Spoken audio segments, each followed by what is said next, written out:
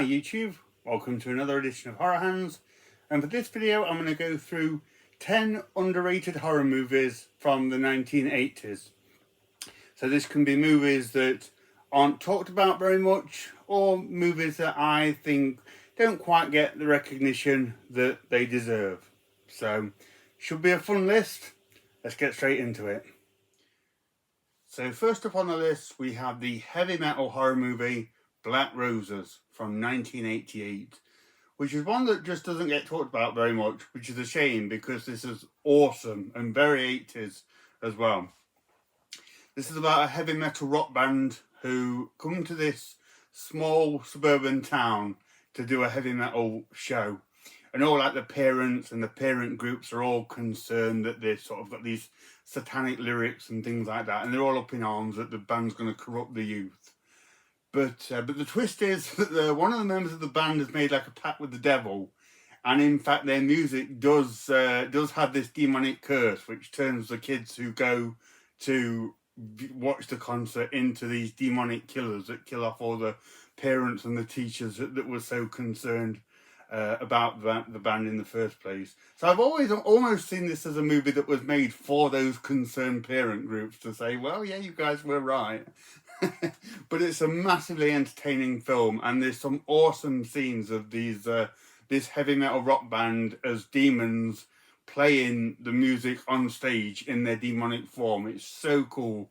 Such a fun movie, and like I say, a really good example of just awesome throwaway 80s horror. So yeah, first one on the list, Black Roses. Definitely look this one up. It's an awesome heavy metal horror movie. Next up we have Blood Tracks from 1985. Now why this one hasn't had a nice Blu-ray release yet is beyond me. This is a fantastic film. Another one with a heavy metal theme to it. But this one is a little bit like The Hills of Eyes, but instead of the desert, it takes place in a snowy mountain setting. So cool setting. And instead of the sort of the average American family, it is a heavy metal rock group. And they've gone into the mountains to film a rock video. They're at this cabin, but there's an avalanche which traps them within the cabin, and then they're also attacked by inbred cannibals. So really awesome movie.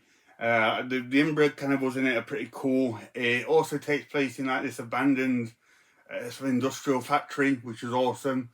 And yeah, it's just a really cool movie that just doesn't happen to have seen the light of day very much, which I can't understand why, because it's a very entertaining one. I've seen a couple of bootleg copies of the movie, and they're all terrible, including this DVD here. Like the audio's out of sync and everything. But yeah, Blood Tracks is an awesome heavy metal cannibal movie set in the snow, which you definitely should check out as soon as it gets a nice Blu-ray release, which hopefully this movie will at some point, because it's totally cool. So yeah, Blood Tracks, check it out.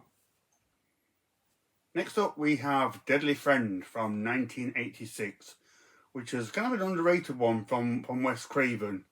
And this is an interesting movie. It's this sort of kid, he lives in this neighborhood, really smart guy, he invents things, and he invents like a robot companion, which is pretty cool in and of itself. And he has a friend next door to him, this girl, and they're really good friends. And I can't remember why, but she ends up getting killed, not giving anything away. She gets killed in the movie, and he's all distraught, and he decides to bring her back in sort of like robot form, using the knowledge that he has. He brings her back as like a sort of half dead girl, half robot, but to not so great results. It's a really interesting kind of suburban 80s take on Frankenstein, a little bit, if you will. Really good film, and it has the absolutely awesome basketball kill, which is worth watching just for that. So yeah, this is definitely one to check out. It's a really good one by Wes Craven, but just not one that gets mentioned as much as his other films. And it has had a nice release from Scream Factory in the last year or so. So yeah, definitely worth checking out. Deadly Friend, really good sort of suburban, modern Frankenstein kind of movie. Well, 80s Frankenstein. Next up we have Deep Space from 1988. So Fred Olen Ray movie. And Fred Olen Ray, his sort of creature feature monster movies usually were pretty cheesy and tacky. This one less so. It is kind of cheesy, but it's probably one of the most competently made Fred Olen Ray movies that he did. But pretty simple premise of sort of an alien craft that crashes down into the city, and a monster goes around killing people off, and Charles Napier and Bo Svensson have to sort of track it and do battle against it. But it's a really fun 80s man in a rubber suit monster movie, right up my street. I love those kind of movies, and this is a really good example of it. The monster in it looks pretty cool. It gets a decent amount of screen time towards the end, and there's even like a scene where Charles Napier fights it with a chainsaw, which is absolutely worth seeing. It's as cool as it sounds. So yeah, if you like your 80s monster movies, definitely check out Deep Space. Like I say, it's one of Fred Olen Ray's best movies, and definitely worth a watch. Next up we have Ghost Story from 1981. This is a film that does kind of do the rounds, but doesn't quite get the recognition that I think it deserves. And this is a really interesting movie, really uniquely made film. It's got a great cast, so it's 4 elderly gentlemen played by Fred Astaire, Melvyn Douglas, John Houseman, and Douglas Fairbanks Jr. And they're these old friends that meet up and tell ghost stories to each other a couple of times a week. And they are haunted by the ghost of a woman from long ago in their past. And I'll leave it there. I won't give away any more on that. But this is a really interesting film and a great, very effective mix of ghost story elements. On one hand, you have the very much kind of like settle in on a cold winter's night for an old-fashioned ghost story feel. And then you also have kind of the horrifying practical in-your-face effects of the 1980s. It's a really good mix, and it works, and it's a very strange feeling film. It's also a very cold movie as well. It's set in like the darkest depths of winter. There's snow and ice everywhere. You can really feel the wintry elements of this one, and it's interesting for a film that came out in 1981, which was kind of the height of the slasher movies and the summer camp films. So, but strong juxtaposition to those movies that were popular at the time. It really sets itself out differently than those movies. And these 4 like elderly actors in the movie, bless them. You can really, I'm sure they must have struggled in the wintry conditions, and that kind of comes through the movie. But this is as I say, a really effective ghost story. On one hand, very kind of vintage, old-fashioned storytelling, but you do have the kind of 80s awesomeness of the practical effects and the ghost creatures that present themselves in the film, and very sort of scary but somewhat whimsical story that kind of weaves its way through the movie, and that links these old men to the past and what's going on now in the present. Great movie. Definitely check out Ghost Story if you haven't seen it. It's a very effective ghost story horror movie. Next up we have Hunter's Blood from 1986, which is another great movie that desperately needs an official release. It's a really cool one. It's like another one of these sort of deliverance survival movies in the woods, and it's a group of hunters, kind of like city boy hunters, and they go into the wilderness on a hunting trip, and they are kind of messed with and stalked by these sort of killer hillbillies. They sort of start by like messing with them by like taking their boots and things like that, but it gets more and more intense and more scary as the film goes along. But yeah, if you like things like deliverance, rituals, and things like that, this is a good one. This is a kind of a subgenre that is rather underrated in general. You don't these movies don't get a lot of coverage, and it's a shame. But Clu Gallagher's in this. He leads out the hunters, and yeah, it's just a great movie. Not readily available, unfortunately, so I won't label the point of trying to check this one out. But if this does get an official release, it definitely gets a Horror Hands recommendation to check out Hunter's Blood. It's really good. Next up we have The Keep from 1983, which is so underrated in my collection I don't even have it on DVD. This is the old VHS. And this is another great one. It's set in World War II, and these German soldiers they claim this kind of sort of giant structure. I think in like the Transylvanian Alps, and they sort of fortify themselves within this structure. But there's an evil presence inside that's killing off the men. Really good movie, very atmospheric, and very sort of thrilling in places, and creepy. But yeah, this is it's just a movie that just has gone under the radar for years. It doesn't help that director Michael Mann, he's not a fan of this movie by all accounts. I know there's talk about like he made like a 3-hour film in total, and it was cut down massively into what it is now, which he was not happy with. But yeah, I believe for that reason it's never really had a big release, because he just doesn't like the film. I think there's also some issues as well with the music. Tangerine Dream did the music, so there's some music rights issues and a whole lot of trouble with this movie that seems to have stopped it getting a decent release. But I really hope it does one day. There was rumours at one point of Arrow bringing it out on Blu-ray, which would be amazing. But yeah, The Keep is a really cool sort of war horror film that definitely needs a Blu-ray release, please. Next up we have The Monster Squad from 1987, which is one of the quintessential examples of fun 1980s horror. The poor man's review of this would say it's kind of Ghostbusters, but with monsters and kids. But I really think the film has a lot more going for it than just that. It did kind of lead into that sort of Ghostbusters parody by saying like, who are you going to call if you have monsters?